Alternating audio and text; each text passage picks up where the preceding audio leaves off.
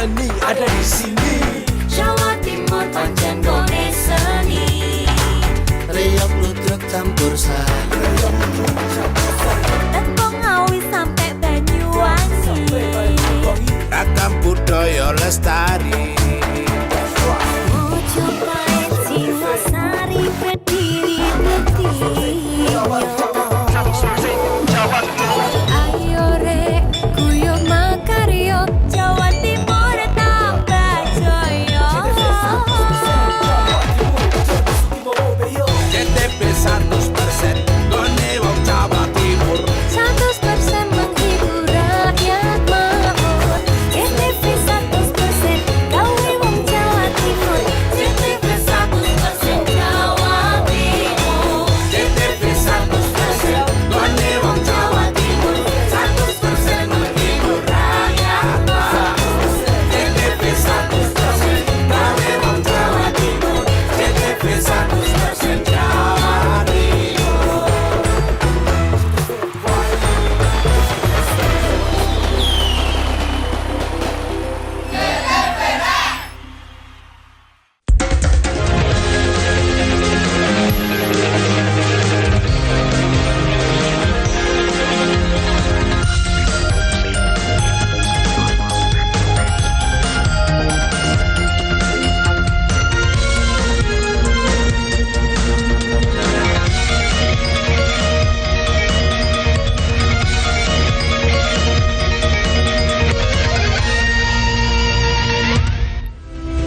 Halo pemirsa, Nusantara Kini menyapa Anda dengan informasi penting dan menarik. Bersama saya, Puri Anindita, inilah Nusantara Kini selengkapnya.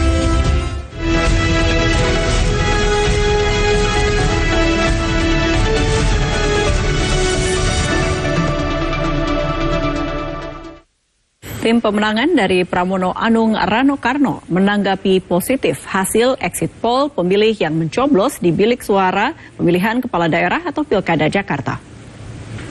Ketua Harian Tim Pemenangan Pramono Rano, Prasetyo Edi Marsudi menanggapi positif hasil survei versi exit poll terhadap paslon nomor urut 3 pemilihan Kepala Daerah Jakarta 2024.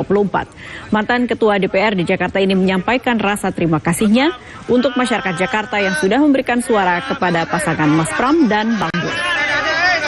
Terima kasih kepada masyarakat Jakarta yang sudah memberi suara kepada pasangan Mas Pram dan Bang Dul, yang mana kami tadi juga merandom, saya mencoblos, animo masyarakat menuju TPS itu sangat luar biasa.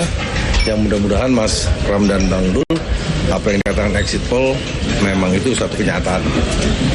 Dan kita berdoa nanti kira-kira jam 3 jam 4 sudah terlihat siapa pemenangnya untuk gubernur dan wakil gubernur DKI Jakarta.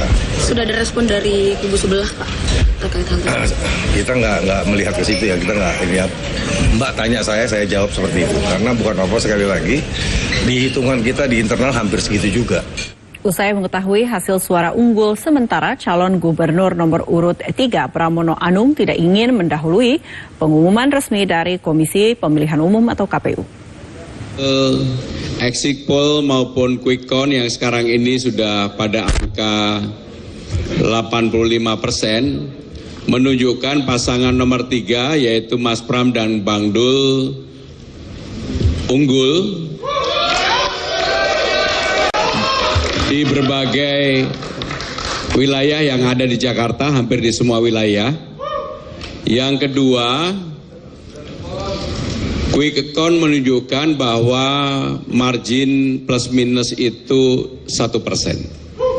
Sehingga dengan demikian memang untuk apakah ini satu putaran atau tidak akan bisa kita ketahui malam ini. Marilah kita terima apapun hasilnya. Kalau memang kita akan mencapai satu putaran, kami bersyukur.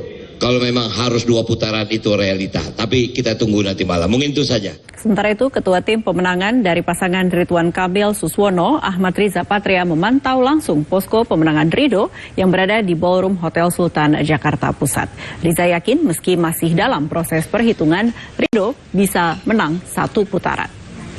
Para relawan serta tim pemenangan dari pasangan Ridwan Kamil Suswono berdatangan untuk memantau hasil hitung cepat sementara atau quick count. Sebagai ketua tim pemenangan dari pasangan Ridho, Ahmad Riza Patria mengatakan Ridwan Kamil dan Suswono telah bekerja keras dalam kontestasi kepala daerah di Jakarta.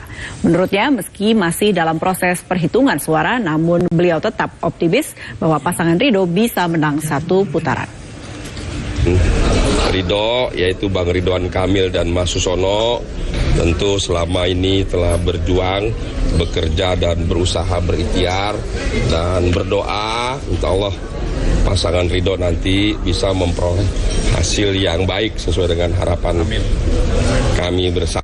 Dengan pasangan yang didukung oleh 16 partai pengusung, tidak kurang dari 693 relawan dan ormas-ormas semuanya, dan tadi Bang Ridwan Kamil juga ikut mengantarkan Ketua Umum DPP Golkar Pak Bahlil untuk mencoblos juga ke Bandung karena hak pilihnya ada di Kota Bandung, dan juga Mas Suswono juga hak pilihnya ada di Bogor, ya.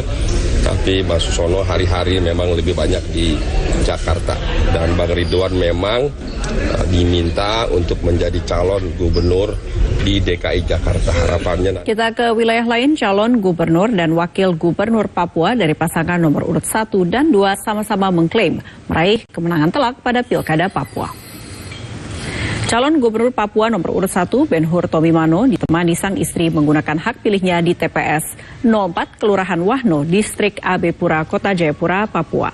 Sementara pasangan calon gubernur nomor urut 2, Matius Fakiri, memberikan hak pilihnya di TPS 17 Kelurahan Vim, Distrik AB Pura.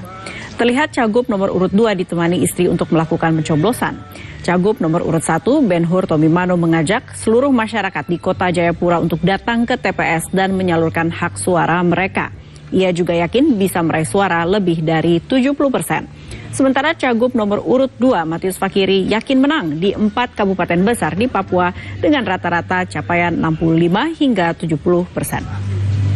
Bila kita bersama-sama datang ke TPS masing-masing untuk kita meraih kemenangan untuk PTM DB. Ya paling tidak di 4 kabupaten besar, dan itu berarti sudah menang di semua provinsi. Setelah perhitungan Bapak mau kemana nih Bapak? Apakah pantau? Ya saya libur dulu karena sudah cukup lama. Pantaunya gimana Bapak? Pantau setelah ini saya akan ke Sentani dulu. Tadi saya pagi setelah bangun, saya mandi, saya persiapan, saya mulai dari Tanjung Ria, dok 9 kali, dok 8, saya putar di dok 8 bawah, kemudian lewat Hamadi, Entrop, baru saya singgah dia AB, dan sekarang saya coblos. Ada quick count internal nggak Bapak? Ya kita ada siapkan. Quick count internal ya? Tentunya kita siapkan, nanti juga kita akan lihat yang disiapkan oleh pemerintah daerah. Nah, kita tunggu saja hasilnya. Saya berharap semua itu bisa berdoa menunggu hasil. Kita ke Jawa Timur, pasangan calon gubernur dan wakil gubernur petahana di Pilkada Jawa Timur, pasangan Khofifah Indar Parawansa dan Emil Dardak unggul di hitungan cepat atau quick count sejumlah lembaga survei. Khofifah Emil berhasil meraup suara hingga di atas 55%. Berdasarkan quick count Carta Politika Indonesia, pasangan nomor urut 2, Khofifah Emil, berhasil mendapat suara sebesar 57,11%. Disusul pasangan Cagup-Cawagup nomor urut 3, Tri Risma Harini, Zahrul Azhar Asumta dengan perolehan suara 34,63%. Sedangkan pasangan Nur Hamidah, Lukmanul Hakim, memperoleh angka 8,26%. Dengan total suara yang sudah terhitung masuk adalah sebanyak 97%. Pasangan petahana Khofifah Emil juga unggul di quick count lingkaran survei Indonesia atau LSI Deni JA. Pasangan Khofifah Emil berhasil meraup 58,02% dalam quick count LSI Deni JA. Sementara pasangan nomor urut 3, Tri Risma Harini, Zahrul Azhar Asumta memperoleh 33,53% dengan disusul pasangan nomor urut 1, Luluk Nur Hamidah, Lukmanul Hakim memperoleh 8,45%. Dengan jumlah data yang tercatat masuk adalah sebanyak 96,33%.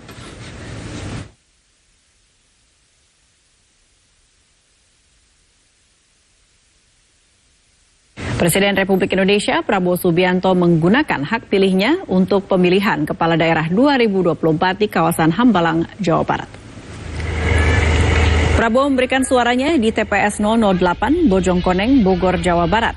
Prabowo tiba di TPS pukul 08.41 waktu Indonesia Barat dengan mengenakan pakaian safari kemeja dan celana coklat.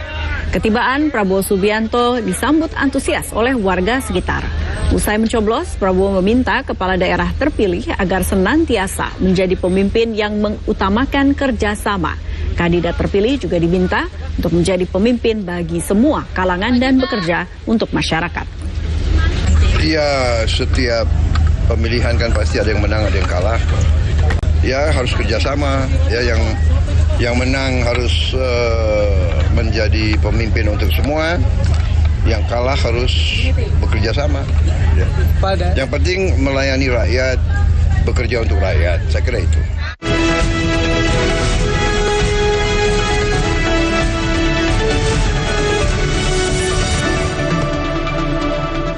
Pecinta satwa serukan tolak perdagangan dan konsumsi daging anjing. Nusantara Kini segera kembali.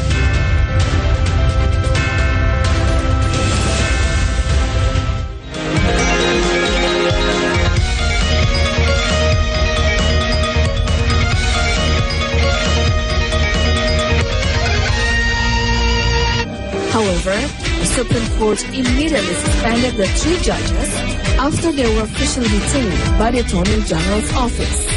The war has displaced around 90% of Gaza's 2.3 million population. Hundreds of thousands are now living in tent camps along the coast. This was done to show solidarity and support for Baito State Elementary School for teacher Supriani, who is currently on trial for alleged abuse against her student.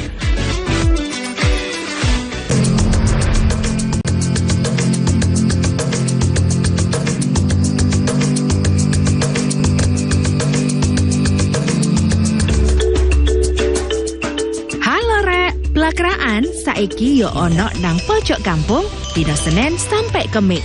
Ojo lali yo rek.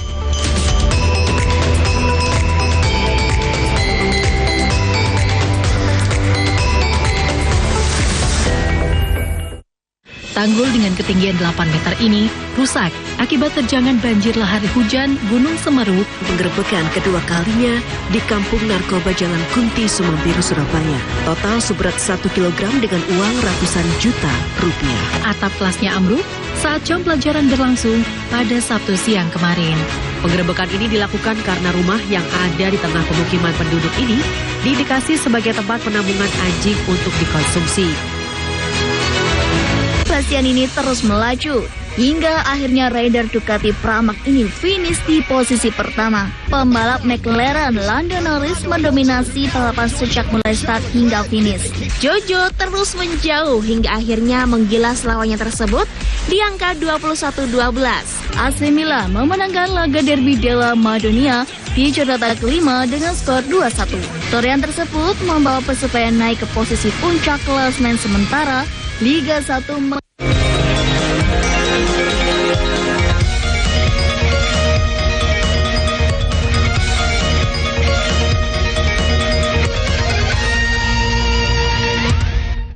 Koalisi Dog Meat Free Indonesia bersama dengan band asal Yogyakarta Shaggy Dog mendatangi kantor Gubernur DIY. Mereka mendesak penerbitan Perda, pelarangan perdagangan dan konsumsi daging anjing. Ini disebabkan karena tingkat konsumsi daging anjing di daerah istimewa Yogyakarta terbilang tinggi, yakni terbanyak ketiga sepulau Jawa setelah Solo dan DKI Jakarta. Bertempat di Kompleks Kepatihan, kantor Gubernur Daerah Istimewa Yogyakarta, sekelompok massa yang tergabung dalam Koalisi Dog Meat Free Indonesia atau DGFI bersama Animal Friends Jogja dan band legendaris asal Yogyakarta Shaggy Dog menyerukan pelarangan perdagangan dan konsumsi daging anjing di DIY. Seruan ini kembali dilakukan menyusul masih banyaknya masyarakat yang mengkonsumsi daging anjing, bahkan kegemaran ini semakin meningkat. Sebelumnya aksi serupa pernah dilakukan 10 tahun lalu, namun belum ada hasil konkret dari Pemda Daerah Istimewa Yogyakarta. Data yang dirangkum oleh The Dog Meat Free Indonesia menyebutkan tingkat konsumsi daging anjing di DIY terbilang tinggi, yakni terbanyak ketiga sepulau Jawa setelah Solo di Jawa Tengah dan DKI Jakarta. Mereka menuntut Pemda DIY agar segera menerbitkan regulasi dalam bentuk peraturan daerah. Sebenarnya agenda ini kita bikin karena 10 tahun yang lalu kita juga sudah pernah melakukan ini ya, dan mengajak untuk pemerintah untuk melarang perdagangan daging anjing dan kucing. Tapi 10 tahun ini tidak ada tanggapan dari pemerintah Jogja sendiri. Makanya kita mengadakan aksi untuk yang kedua kalinya dalam 10 tahun yang lalu. Seperti itu. Ini diikuti, kenapa saya gitu ikut ini Pak? Yang jelas karena 10 tahun yang lalu saya gitu udah ikut ya. Tapi tidak ada tanggapan, dan rencananya kan kita kepingnya ada perda untuk larangan daging anjing dan kucing yang ada di Jogja. Tapi sejauh ini belum ada tanggapan dan tidak. Dari sorotan kriminal, Direktorat Jenderal Imigrasi menangkap buronan asal Filipina Hector Aldwin Pantolana di Bali. Hector sendiri merupakan buronan dari Philippine National Police atau PNP yang dicari atas dugaan kejahatan scamming dan aktivitas ilegal di kasino. Penangkapan Hector merupakan hasil kerjasama lintas negara yang melibatkan Interpol dan Kedutaan Besar Filipina di Indonesia. PLT Dirjen Imigrasi Safar Muhammad Godam mengatakan Hector masuk dalam daftar buronan internasional berdasarkan Red Notice yang diterbitkan pada tanggal 28 Oktober 2024. Informasi keberadaan Hector di Indonesia diterima pada tanggal 31 Oktober tahun ini dari National Bureau of Investigation atau NBI Filipina. Berdasarkan data imigrasi, Hector diketahui tiba di Bandara Ngurah Rai Bali pada tanggal 10 Oktober 2024. Buronan Filipina ini pun berhasil ditunda keberangkatannya dan langsung diamankan pihak imigrasi serta Interpol. Setelah ditangkap, Hector langsung dipindahkan ke Jakarta untuk mempermudah koordinasi dengan Interpol, NCB, dan Kedutaan Besar Filipina di Indonesia. Pemerintah Filipina kemudian secara resmi meminta kepulangan Hector melalui Bureau of Immigration Philippines dan Attaché Polisi Kedutaan Filipina. Diketahui juga Hector merupakan pelaku beragam kejahatan termasuk scamming dan kasino ilegal. Bersangkutan adalah buronan dari Filipina, National Police atau PNP, terkait dengan fugitive wanted for prosecution. Artinya kira-kira yang bersangkutan adalah buronan yang melarikan diri dari proses penuntutan yang ada di negaranya, dalam hal ini Filipina. Proses daripada penangkapan atau pengamanan daripada HAP tersebut diawali dengan pada tanggal 31 Oktober. Kita mendapatkan informasi dari National Bureau of Investigation atau NBI Philippines terkait dengan adanya buron Interpol yang melakukan perjalanan di Indonesia.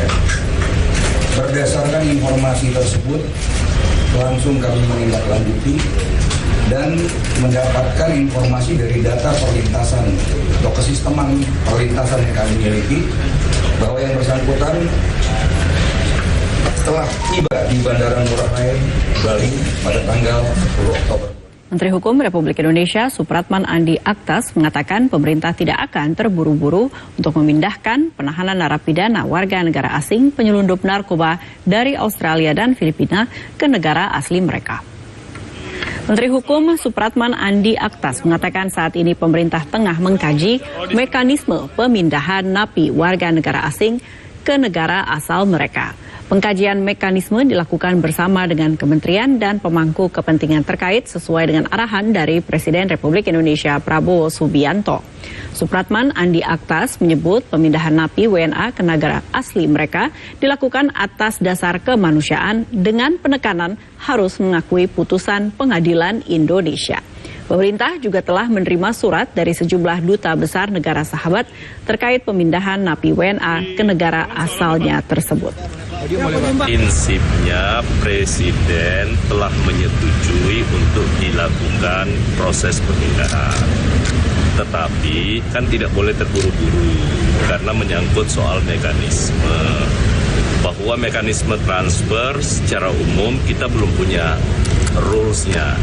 Makanya Presiden menugaskan kepada Pak Menko Hukum, kepada Menteri Hukum untuk melakukan kajian. Prosesnya tinggal finalisasi. Kami akan melakukan itu dalam waktu mungkin apakah Desember bisa atau awal tahun, saya belum bisa pastikan. diajukan. Tapi pada prinsipnya Presiden setuju dan kami mempersiapkan itu. Tetapi bukan hanya itu saja, kepada seluruh pemerintah negara sahabat yang mempunyai warga negara yang kebetulan saat ini menjadi warga binaan, itu nanti wajib membuat surat kepada pemerintah Indonesia. Satgas Tindak Pidana Perdagangan Orang atau TPPO Polda Kalimantan Barat mengungkap 23 kasus TPPO dengan menangkap 25 orang tersangka dalam kurun waktu 1 bulan. Polisi juga menyelamatkan 74 orang korban dari berbagai daerah yang akan dipekerjakan ke Malaysia. Direktur Reserse Kriminal Umum Polda Kalbar, Kombes Pol Bowo Gede Imantio mengatakan Satgas TPPO Polda Kalbar menangkap 25 tersangka yang terdiri dari 21 pria dan 4 tersangka perempuan. Satgas TPPO juga berhasil menyelamatkan 74 orang korban yang terdiri dari 56 pria dan 18 orang perempuan. Mereka dieksploitasi bekerja di negara Malaysia melalui perbatasan Aruk dan Entikong. Puluhan korban berasal dari berbagai daerah seperti Provinsi NTB, Kalbar, Jawa Tengah, dan daerah lainnya. Mereka ditawari untuk bekerja di perusahaan kelapa sawit, menjadi petani, tukang batu, serta pekerja bangunan.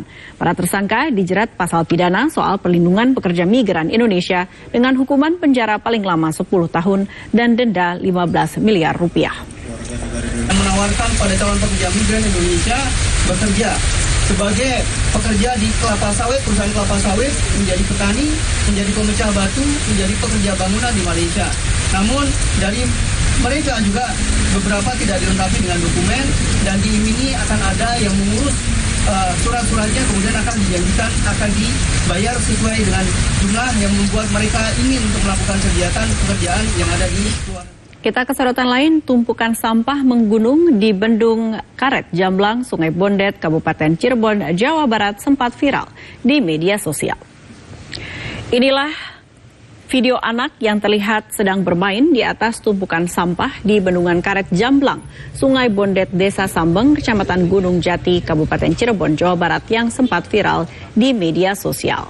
Mayoritas sampah di sungai ini didominasi sampah plastik, styrofoam, kayu, dan sampah lainnya. Menurut petugas Balai Besar Wilayah Sungai Cimanuk, Cisanggarung, tumpukan sampah kerap kali terjadi di Bendung Karet Jamblang khususnya saat musim hujan tiba. Kiriman sampah dari hulu ke hilir menjadikan potensi banjir di sekitar wilayah Gunung Jati. Bambu juga ya memang kita nanti coba tanganin dulu nih Pak. Tapi biasanya memang awal musim hujan seperti ini. Udah berapa lama ini?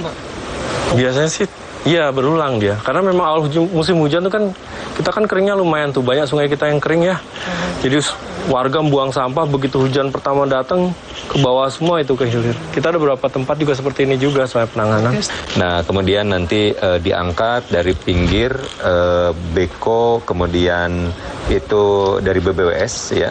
Kemudian juga pengangkutan tadi sudah disepakati BBWS ke lokasi tempat sampah. Nah kemudian LH tadi juga sudah menyepakati untuk pengaturan di tempat sampahnya. Kami ajak Anda berkenalan dengan Kampung Ondel-Ondel yang sudah berdiri sejak 1976. Kami segera kembali.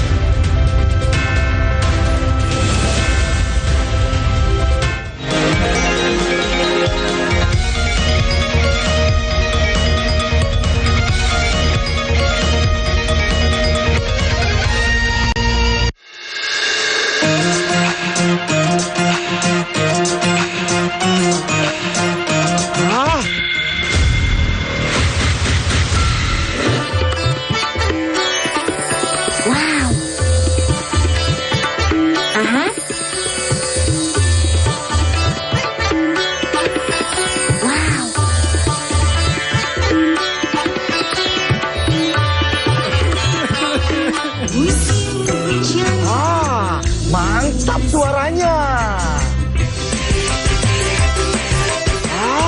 Dahut goyangannya.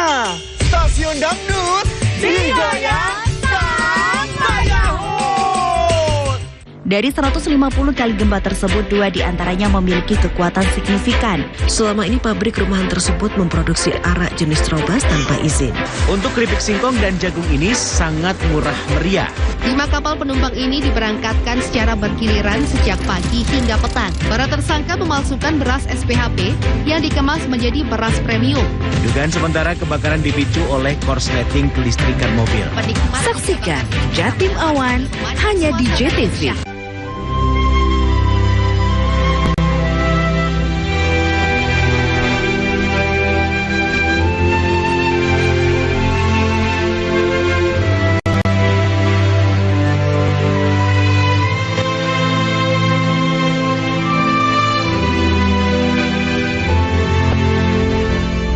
Saksikan Belajar Baik, Senin sampai Sabtu pukul 11 siang hanya di JTV.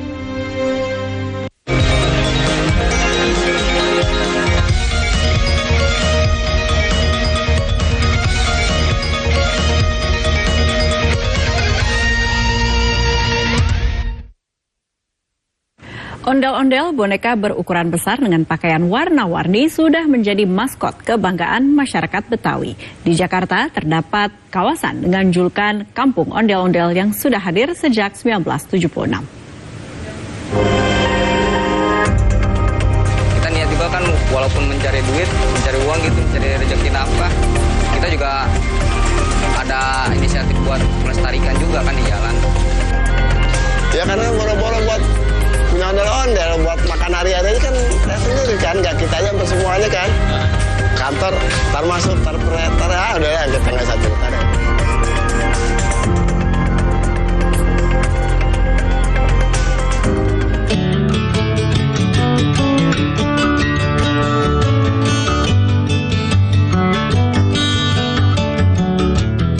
Jakarta begitu kental dengan kebudayaan Betawi. Bahkan salah satu kawasan di Kramat Pulo, Jakarta Pusat menyandang julukan sebagai Kampung Ondel-Ondel. Julukan ini bukan tanpa alasan. Ondel-ondel sangat mudah ditemukan hampir di setiap rumah penduduk maupun di pinggir jalan. Bagi masyarakat Kramat Pulo, ondel-ondel tak hanya sebatas kesenian, namun juga menjadi salah satu mata pencaharian. Baik pengrajin maupun pemain diwariskan secara turun-temurun lintas generasi. Hingga kini, Kampung Ondel-Ondel memiliki sekitar 20 sanggar atau rumah industri pembuat boneka raksasa khas Betawi. Alhamdulillah kita sewain. Kalau nggak kita sewain ya kita kan tuh hari-hari mata pencarian anak-anak sebagian ya. Jadi ente lihat sendiri deh, banyak yang nganggur. Gitu. Yang kerja pun banyak yang berhenti. Jadi juga kan butuh makan, Bang. Kalau kita terlalu pelit-pelit sama orang nggak bagus. Ondel-ondel yang diproduksi tidak hanya dijual atau disewakan, namun juga digunakan sebagai alat mengamen. Seperti yang dilakukan Holid bersama timnya yang masih satu keluarga. Mereka biasa mengarak ondel-ondel di beberapa titik kawasan Jakarta dan sekitarnya. Tak hanya mengamen, ada misi lain yang dibawakan Holid. Ia berharap ondel-ondel yang turun ke jalanan bisa menjadi salah satu edukasi masyarakat di sekitar Jakarta untuk mengingat kesenian daerahnya. Ya harusnya itu kita harus satu kita memperkenalkan, walaupun kita dari rumah tuh niat mencari rezeki, kita sambil memperkenalkan juga budaya kita ke masyarakat. Angkot dan bajai menjadi andalan warga yang akan mengarak ondel-ondel. Mereka biasanya mempunyai langganan angkot dan bajai yang akan menunggu di sepanjang jalanan kawasan Kampung Ondel-Ondel. Ya angkot yang kita charter, yang udah langganan. Tergantung jaraknya juga sih, Bi. Kalau misalkan jaraknya ke Serang, Banten, dia kadang dikenain sama dia 4,5, kadang gope kalau kita yang ini. Dalam satu angkot biasanya berisikan beberapa tim pengamen ondel-ondel yang membuat kondisi angkot jadi penuh sesak akibat alat-alat dan orang di dalamnya. Untuk menjaga keutuhan dan solidaritas, setiap tim pengamen ondel-ondel, Waldi dan Holid punya cara sendiri dalam pembagian kerja. Kalau pembagian kerja kita kadang ada yang mau masuk gantian, kita misalnya kita tanya dulu nih, lu mau masuk sampai pulang apa gimana nih gini. Kalau dia bilang mau, ya udah kita serahin ke dia. Kerjaan kita serahin ke dia gitu. Bagian masuk udah. Kalau dia mau gantian, ya kita gantian. Iya. Ya pokoknya sama enak ya. Iya, kita nggak mau sampai ada gesekan gitu. Ntar gara-gara hal sepele kayak gimana, ntar wah lu kagak mau gantian gitu. Kita nggak mau kayak gitu. Kita ibarat kata kita capek sama-sama, kita rasain sama-sama gitu. Pendapatan tim pengamen ondel-ondel sangat bergantung dengan kondisi cuaca. Bila hujan turun, pendapatan semakin berkurang karena waktu banyak terbuang untuk berteduh. Pendapatan kita kagak nentu, Bang. Jadi kadang-kadang kalau lagi hujan kayak begini, ya dapat alhamdulillah, masih dapat sekitar 40-50-an, alhamdulillah. Tapi kalau lagi nggak hujan, bisa lebih dari segitu. Setelah hujan reda, tim Waldi dan Holid mulai melakukan arak-arakan di pelosok perkampungan. Meski ondel-ondel disukai anak-anak, terkadang Waldi dan Holid ditegur oleh warga karena volume suara musik yang dianggap terlalu berisik. Kalau ditegur, kita paling disuruh kecilin. Itu juga kalau kita malam masih ada di perkampungan. Tapi kalau kita masih sore-sore mah nggak jadi masalah. Karena kan dia pikir juga buat hiburan. Ada anak-anak gitu, ngeliat kedenger suara ondel-ondel keluar dari rumah gitu.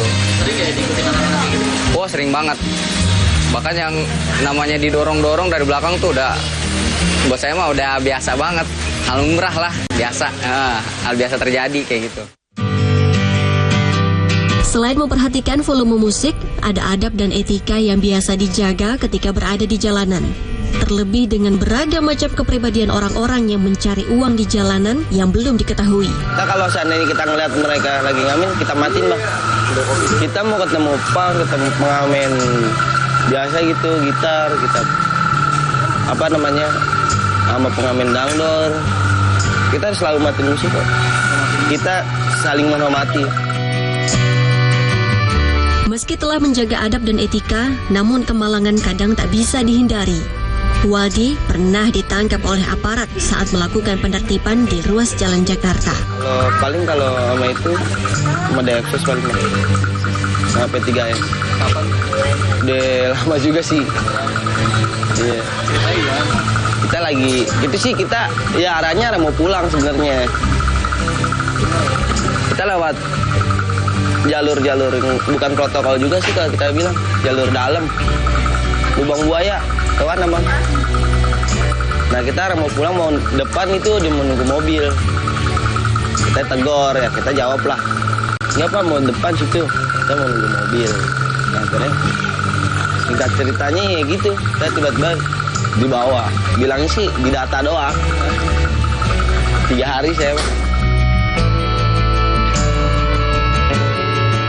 Maraknya pengamen ondel-ondel sempat menuai pro kontra, baik di tingkat pemerintah daerah maupun kelompok masyarakat budaya Betawi sendiri. Hal ini tentu mendapat beberapa reaksi, khususnya dari masyarakat yang menggantungkan mata pencahariannya melalui sewa ondel-ondel maupun sebagai pengamen ondel-ondel. Kalau sisi kalau tanggapnya cuma satu, nggak apa-apa kalau emang nggak boleh ngamen, asal ngasih pekerjaan yang layak, jadi gitu aja. Berarti ini ngamen ini karena iya, sekarang aja PHK aja makin banyak Bang, pengangguran makin banyak. Apabila Waldi ingin pemerintah bertanggung jawab untuk memberikan pekerjaan yang layak, Holid ingin pemerintah Provinsi DKI Jakarta memberikan wadah untuk menampung para seniman ondel-ondel di Jakarta. Kalau itu sih, ya emang mau disosialisasi silahkan. Cuman berikan kami wadah gitu. Jangan diberikan kasih peringatan kayak gitu, kita nggak dapat wadah. Kita kan begini kan ngerajin, seni juga. Kita niat juga kan walaupun mencari duit, mencari uang gitu, mencari rezeki nafkah, kita juga ada inisiatif buat melestarikan juga kan di jalan. Maksudnya jangan kayak gitulah. Kalau emang mau ini sosialisasi silahkan, cuma berikan kami wadah gitu. Sedangkan bagi masyarakat, ondel-ondel memiliki beragam makna. Mulai dari kenangan masa kecil hingga penggunaan ondel-ondel sebagai alat mengamen. Mereka menilai ondel-ondel merupakan kebudayaan yang harus dilestarikan tanpa merusak filosofi ondel-ondel. Ondel-ondel turun ke jalan memang bukan sebuah kesengajaan, namun sebuah keterpaksaan. Mereka terpaksa menggunakan ondel-ondel untuk mengamen karena tak punya banyak pilihan untuk tetap bertahan. Namun di balik itu semua ada pesan yang ingin disampaikan, agar ondel-ondel lestari sepanjang masa.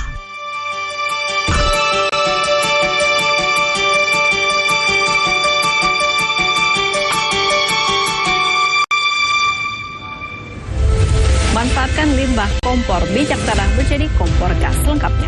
Usai jeda.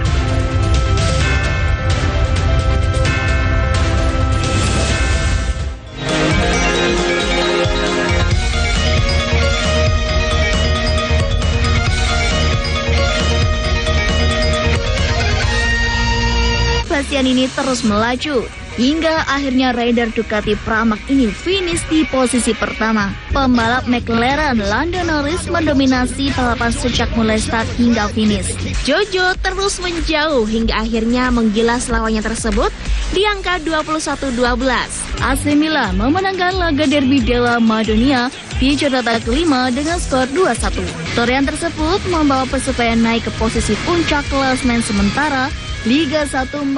However, the Supreme Court immediately suspended the 3 judges after they were officially detained by the Attorney General's office. The war has displaced around 90% of Gaza's 2.3 million population. Hundreds of thousands are now living in tent camps along the coast. This was done to show solidarity and support for Baito State Elementary School for teacher Supriani, who is currently on trial for alleged abuse against her student. Tanggul dengan ketinggian 8 meter ini rusak akibat terjangan banjir lahar hujan Gunung Semeru. Penggerebekan kedua kalinya di Kampung Narkoba Jalan Kunti, Semambiru, Surabaya. Total seberat 1 kilogram dengan uang ratusan juta rupiah. Atap kelasnya ambruk saat jam pelajaran berlangsung pada Sabtu siang kemarin.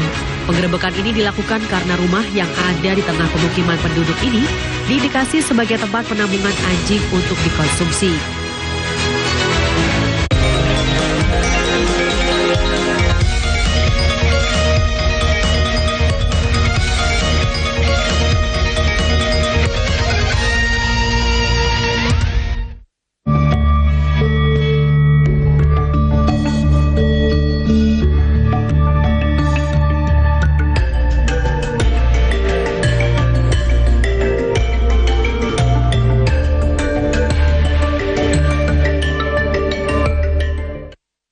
Berawal dari keresahan melihat tumpukan kompor minyak yang tidak digunakan di sekitar lingkungan, seorang warga Dusun Kerajaan, Desa Jajak, Kecamatan Gambiran menyulap kompor-kompor minyak tersebut menjadi kompor gas dengan nilai jual tinggi. Berikut selengkapnya.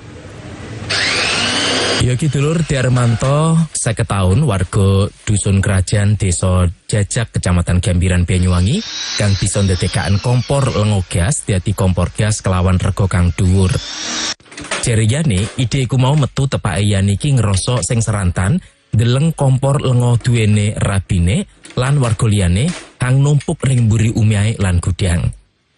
Teko barang sing kanggo iku mau, yani ngerancang kompor lengo dadi kompor gas.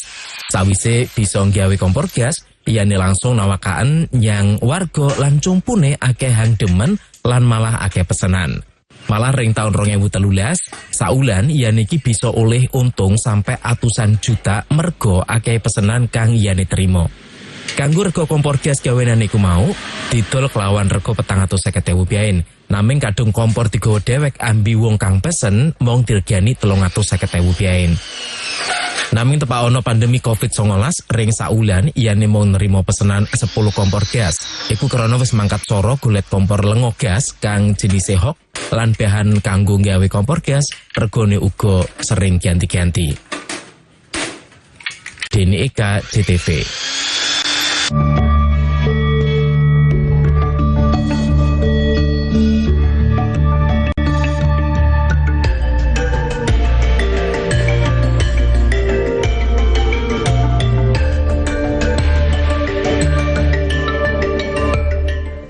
Mengenal sosok Anti Sulaiman, sang mama Papua yang mendedikasikan hidupnya untuk tanah Papua. Kami segera kembali.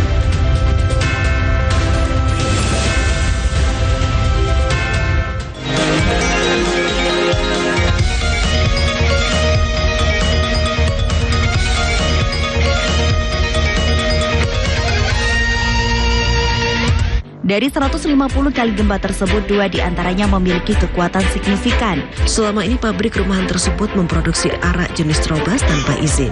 Untuk keripik singkong dan jagung ini sangat murah meriah. 5 kapal penumpang ini diberangkatkan secara bergiliran sejak pagi hingga petang. Para tersangka memalsukan beras SPHP yang dikemas menjadi beras premium. Dugaan sementara kebakaran dipicu oleh korsleting kelistrikan mobil. Saksikan Jatim Awan hanya di JTV.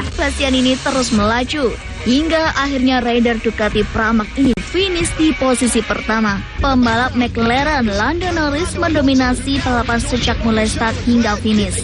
Jojo terus menjauh hingga akhirnya menggilas lawannya tersebut di angka 21-12. AC Milan memenangkan laga Derby della Madonia di jornada kelima dengan skor 2-1. Torehan tersebut membawa Persebaya naik ke posisi puncak klasemen sementara Liga 1.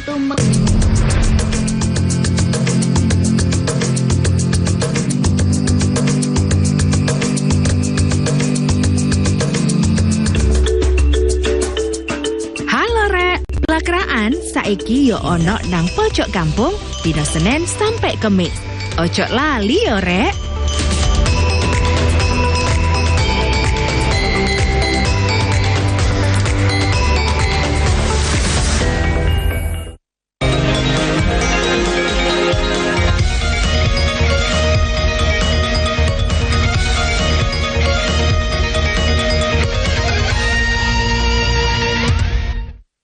Anti Sulaiman dikenal sebagai sosok sang mama Papua. Perempuan berdarah Jawa ini mendedikasikan sebagian besar hidupnya untuk kemajuan tanah Papua, baik dari sektor pendidikan, ekonomi, hingga kesehatan.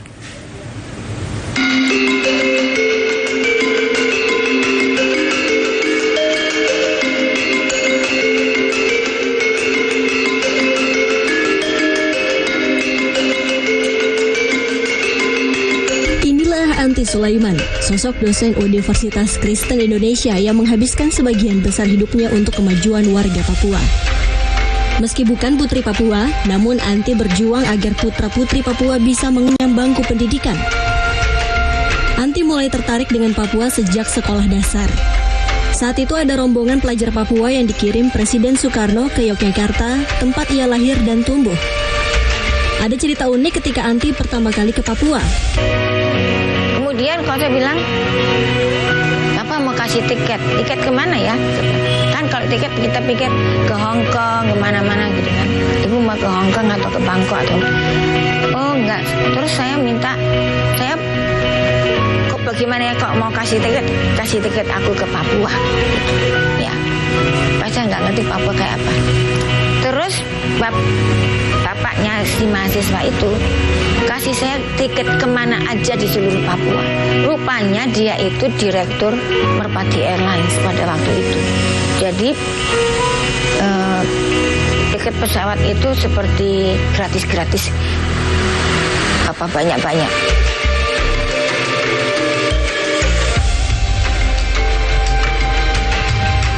Ramah, terbuka, penolong, dan senang berbagi. Itulah kesan Anti Sulaiman tentang orang-orang di Papua. Meski demikian, keadaan ekonomi, kesehatan, dan pendidikan di Papua memang masih rendah. Kurangnya perhatian dari pemerintah menjadi salah satu alasan paling berpengaruh. Kegiatan belajar mengajar di sekolah banyak yang terbengkalai. Sarana dan fasilitas kesehatan pun tak memadai, sehingga banyak ibu meninggal saat melahirkan. Pembiaran yang saya lihat itu misalnya SD, ya. SD-nya nggak ada guru. Ditunjuklah kepala sekolah, yang mungkin di atas kertas gurunya 6, ya. Tapi itu semua nggak ada. Karena apa? Misalnya yang saya datang, saya menjadi guru di SD Dabra di Mambramo Raya, Mambramo Tengah. Di sana masuk jam 9. Lalu mahasiswa murid datang main-main bola sampai jam 11. Ya. Jam 1 sudah pulang.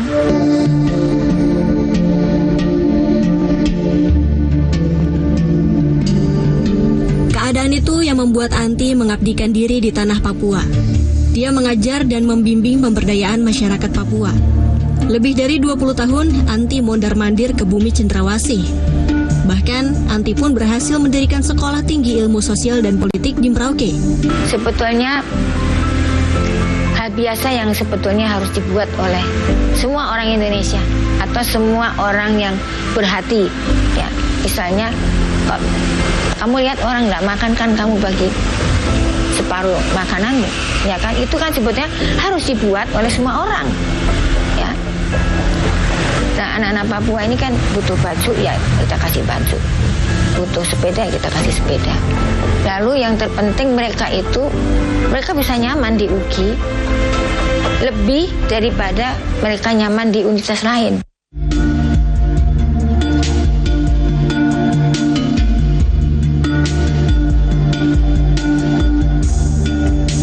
Pada 2009, Anti mendirikan Pusat Studi Papua di UGI. Pusat Studi Papua fokus pada kajian konflik, akademis, dan pendidikan. Lewat studi Papua ini diharapkan sebagai media pemberi informasi tentang Papua kepada orang-orang non-Papua.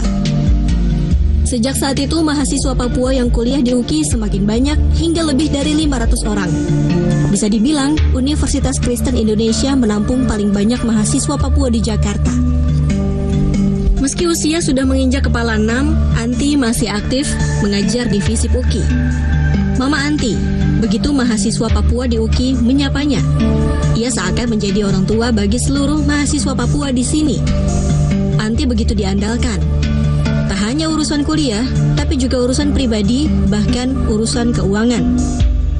Mama Anti selalu ada dan menjadi andalan anak-anaknya. Jiwa pengasih Anti seakan sudah mendarah daging di hidupnya.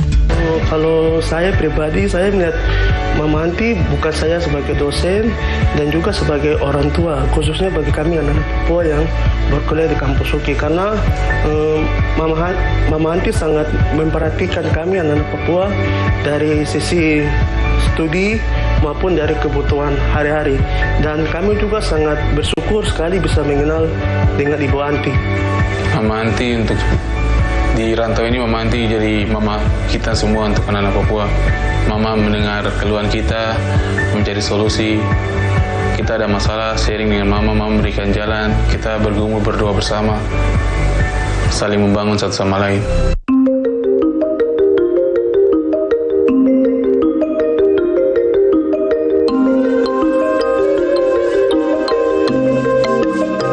Kedekatannya dengan mahasiswa sudah tak diragukan lagi. Anti tak canggung meluangkan waktu duduk dan makan bersama anak didiknya di kantin. Bahkan, dia selalu membayarkan semua makanan dan minuman yang dipesan. Selain dekat dengan mahasiswa, Anti juga dikenal dengan pribadi yang religius. Beliau juga sosok yang sangat rohani sekali ya, religius sekali ya. Jadi kadang aku masalah gini, Mami gini, kita berdoa. Jadi selalu Mama memang orangnya selalu kuat dalam doa ya. Kuat dalam doa, sangat menyayangi anak-anak Papua. Membimbing, menuntun, membantu.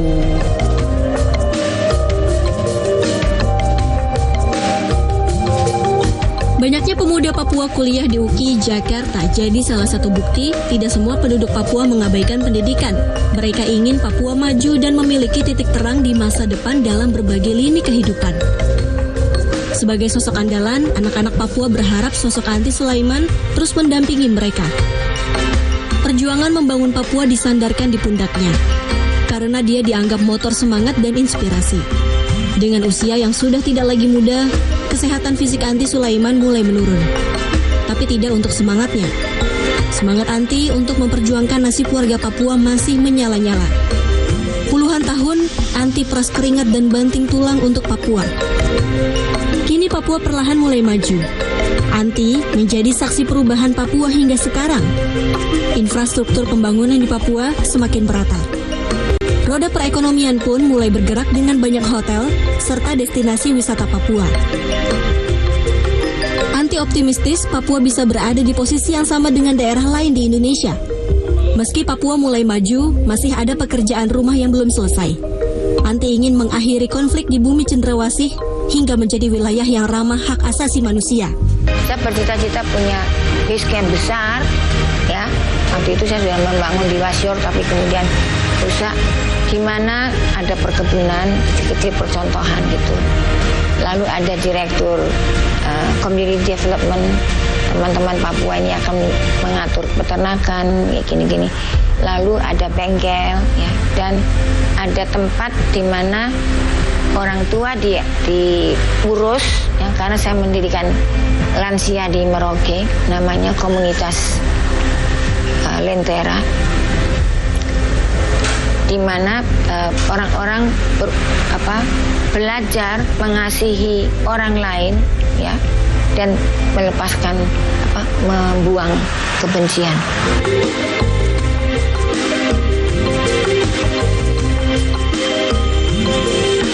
Andi Sulaiman bertekad akan terus membangun Papua hingga tidak ada lagi persoalan yang mengusik rasa kemanusiaan, entah di bidang kesehatan, ekonomi, maupun pendidikan. Sang Mama Papua ingin terus berikan hidupnya untuk Papua tanpa memikirkan apa yang bisa Papua berikan untuk hidupnya. Di mata mahasiswa dan warga Papua, Andi Sulaiman adalah orang besar.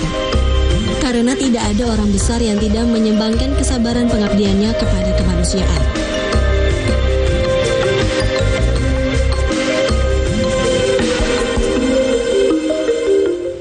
Realita distribusi logistik pilkada yang harus menggunakan jasa kuda. Kami segera kembali.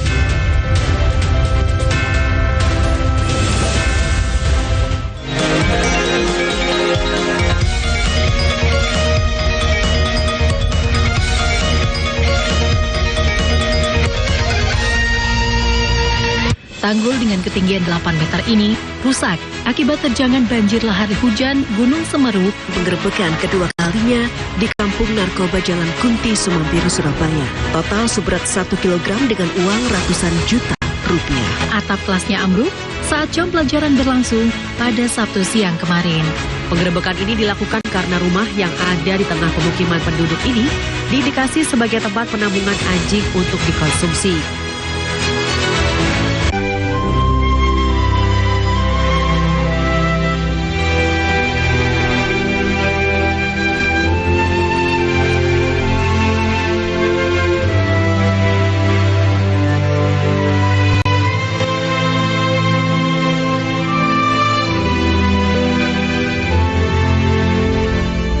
Saksikan Belajar Baik, Senin sampai Sabtu pukul 11 siang hanya di JTV. Dari 150 kali gempa tersebut, 2 diantaranya memiliki kekuatan signifikan. Selama ini pabrik rumahan tersebut memproduksi arak jenis Trobas tanpa izin. Untuk keripik singkong dan jagung ini sangat murah meriah. 5 kapal penumpang ini diberangkatkan secara bergiliran sejak pagi hingga petang. Para tersangka memalsukan beras SPHP yang dikemas menjadi beras premium. Dugaan sementara kebakaran dipicu oleh korsleting kelistrikan mobil. Saksikan Jatim Awan hanya di JTV.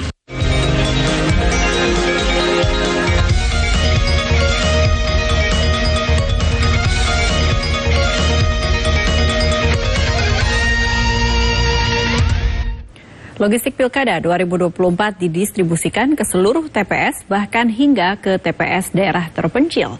Di Jember ada 1 TPS yang terletak di Taman Nasional Meru Betiri yang distribusinya harus menggunakan kuda.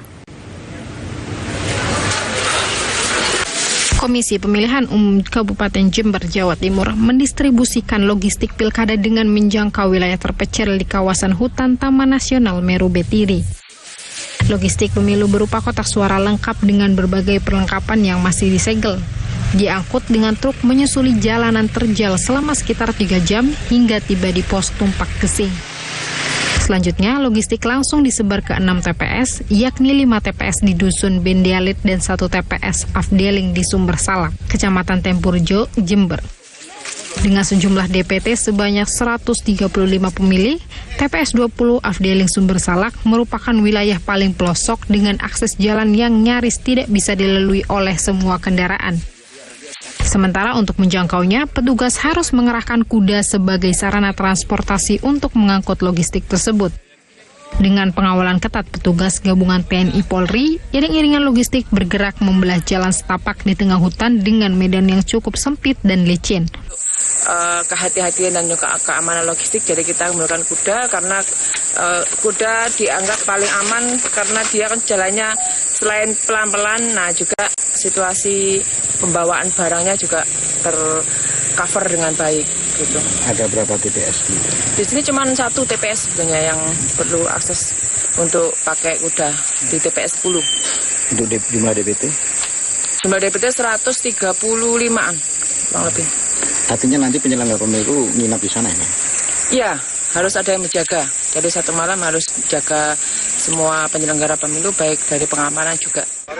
Sementara itu, Bawaslu juga turut melakukan pengawasan melekat, mengingat daerah tersebut merupakan daerah yang sulit untuk dilakukan pengawasan dan rawan terjadinya kecurangan. Medan yang lumayan sulit juga.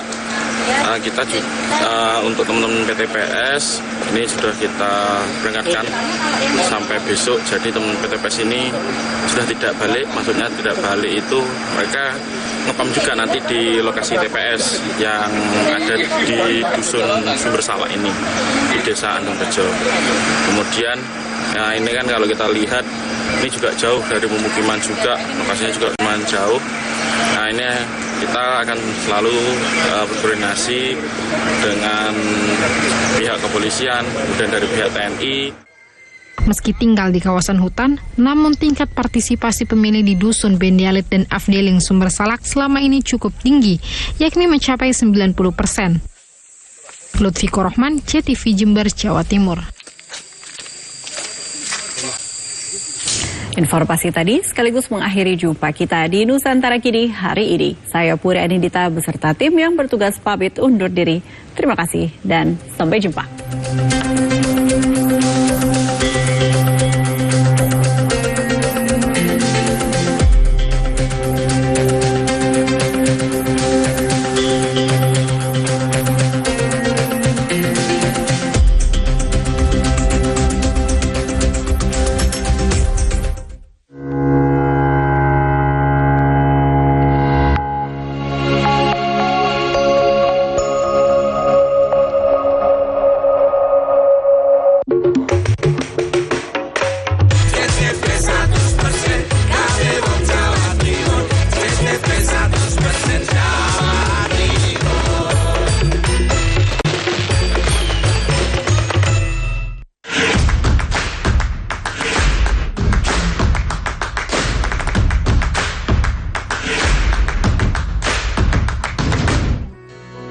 Di awal pandemi 2019, waktu itu sudah nggak ada kerjaan lagi, jadi saya mempunyai ide untuk membuat keripik bude.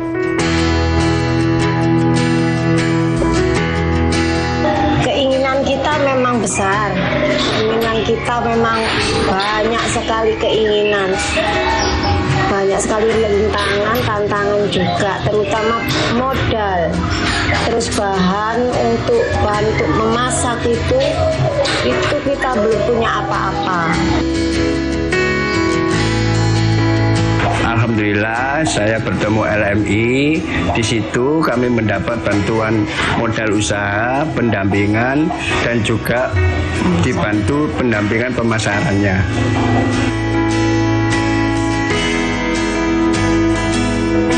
Setelah itu alhamdulillah juga mulai berkembang dan mulai banyak pemesanan di masyarakat.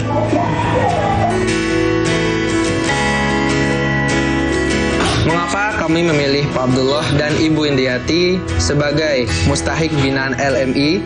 Hal itu tidak lepas dari semangat dan daya juang hidupnya yang sangat tinggi. Meskipun beliau dalam kondisi fisik yang terbatas, mereka berdua masih tetap gigih untuk terus dapat melanjutkan usahanya, yaitu keripik bote barokah. Kami membantu Pak Abdullah dan Ibu Indriati dimulai dari pemberian modal usaha, kemudian dilanjutkan dengan pendampingan, dengan komunikasi secara dua arah untuk dapat memastikan bahwa usaha masih dapat terus berjalan. Melalui dukungan ini, LMI berharap dapat memberikan kesempatan yang sangat besar kepada Pak Abdullah dan juga Ibu Indriati agar dapat terus mengembangkan usahanya agar lebih maju.